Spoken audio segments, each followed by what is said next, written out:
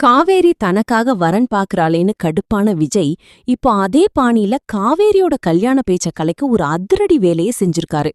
Episode ஆரம்பத்துல காவேரி தனக்கு புடிச்ச வரன் கார்த்திக்க மீட் பண்ண போறாங்க.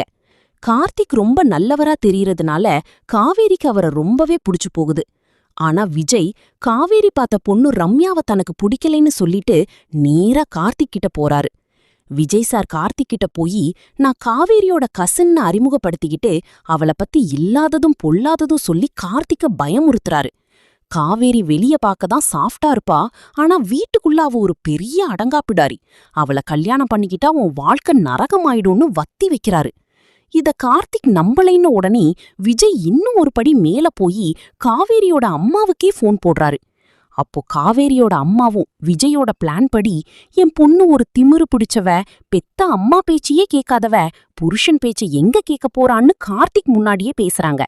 இத கேட்டு கார்த்திக் அப்படியே ஷாக்காயி நிக்கிறாரு. கடைசியில விஜய் சார் கார்த்திக்க நல்லா கன்ஃபியூஸ் பண்ணி விட்டுட்டு வர்றாரு.